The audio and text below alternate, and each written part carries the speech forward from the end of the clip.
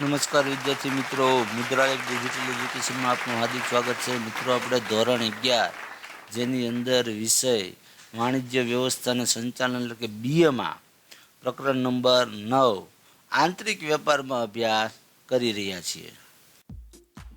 મિત્રો, આજે આપણે આ વિડીયો લેક્ચરની અંદર ફ્રેન્ચાઇઝી પ્રકારની દુકાનો પર ટૂંકનો જોઈશું.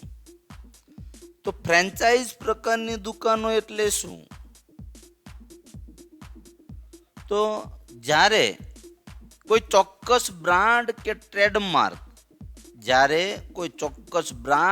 કે ટ્રેડમાર્ક ધરાવતી કંપની સાથે કરાર કરીને તે જ કંપનીની વસ્તુ કે સેવા વેચવાની કે વસ્તુ કે સેવા બનાવી અને વેચવાનો જે વિશેષ ખાસ અધિકાર મેળવવામાં આવે છે, તો ત્યારે આવી પ્રકારની દુકાનોને ફ્રેન્ચાઇઝ પ્રકારની દુકાન કહેવાય.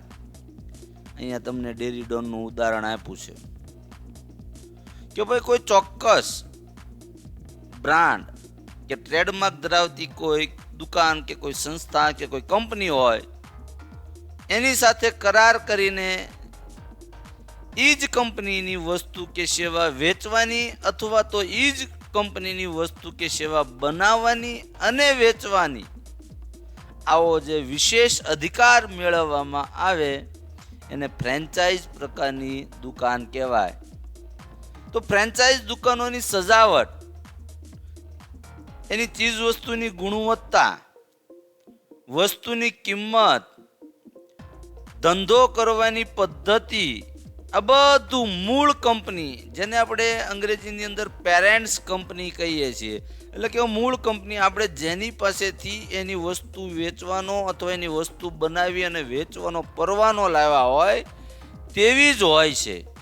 અહીંયા પાસે તમને વાત કરું, આ ડેરી ડોન, તો કે હવે હું ડેરી ડોનની ફ્રેન્ચાઇઝ લઉં તો મારે આખી દુકાનની જે સજાવટ છે, મારે જે ડેરી ડોનની અંદર જે વસ્તુ કે સેવા પૂરી પાડું, તો ડેરી ડોનમાં જે વસ્તુ આપું છું ગ્રાહકને, તો એની ગુણવત્તા, વસ્તુની કિંમત, ધંધો કરવાની પદ્ધતિ, જેની પાસેથી મેં મૂળ ફ્રેન્ચાઇઝી લીધી હોય એ કંપની જેવી જ હોય.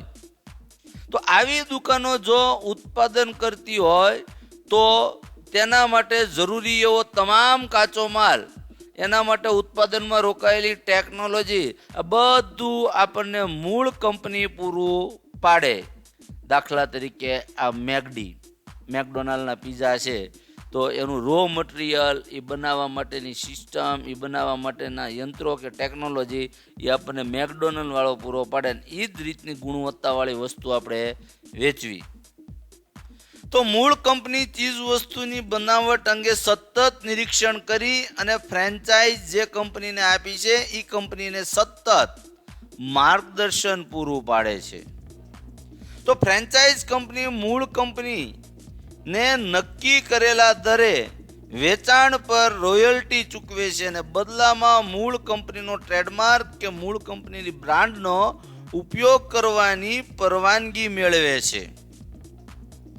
તો ફ્રેન્ચાઇઝ દુકાનો મોટા પાયા પર છૂટક વેચાણ કરતી હોય છે.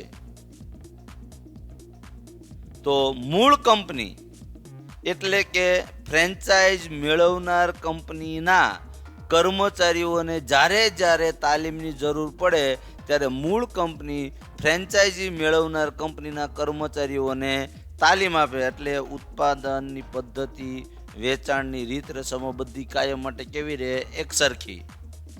તો મૂળ કંપની પોતાના ધંધાની જાહેરાત કરતી હોવાથી ફ્રેન્ચાઇઝ કંપનીઓને જાહેરાત ખર્ચ કરવો પડતો નથી, એટલે કે એનો જાહેરાત ખર્ચ ઘટે. કારણ કે મૂળ કંપની જેની પાસે આપણે ફ્રેન્ચાઇઝી લેવા છે એ જ કંપની પોતાની વસ્તુ કે સેવાના વેચાણ માટે જાહેરાત કરે, એટલે મૂળ કંપની જાહેરાત કરવી પડતી નથી. તો કેટલાક ફાસ્ટ ફૂડ સેન્ટરો છે એ ફ્રેન્ચાઇઝી પ્રકારની દુકાનો દ્વારા કે સિસ્ટમથી ચાલે છે. કમ્પ્યુટર ટ્રેનિંગ ઇન્સ્ટિટ્યૂટ ફ્રેન્ચાઇઝી દુકાનોના ઉદાહરણો છે. તો અહીંયા મેં તમને કમ્પ્યુટર ઇન્સ્ટિટ્યૂટ આપ્યું છે, જેનું નામ છે NIIT કે નાઇટ તરીકે આપણે ઓળખીએ છીએ. તો આ ફ્રેન્ચાઇઝી પ્રકારની દુકાનો છે, આ પ્રકારના ક્લાસીસો, કમ્પ્યુટરના ઇન્સ્ટિટ્યૂટ છે, ફ્રેન્ચાઇઝી સિસ્ટમથી હાલે છે. આ ઉપરાંત આ NIIT છે, ડોયક છે, આ બધા ફ્રેન્ચાઇઝી સિસ્ટમથી ચાલે છે. મિત્રો, તમે જેના માધ્યમથી એજ્યુકેશન મેળવી રહ્યા છો તેવી અમારી ચેનલ મુદ્રાલેખ ડિજિટલ એજ્યુકેશનને સબસ્ક્રાઇબ કરો, લાઈક કરો અને વધુને વધુ શેર કરો. આ ઉપરાંત અમારા ડિજિટલ એજ્યુકેશનના માધ્યમોનો પરિચય કરાવું તો પ્લે સ્ટોરમાં 11/12 કોમર્સ ગુરુ નામે એપ્લિકેશન છે. આ ઉપરાંત FB અને ઇન્સ્ટામાં પણ મુદ્રાલેખ ડિજિટલ એજ્યુકેશન નામે પેજ ચાલે છે. Thank you. Come again. Best of luck.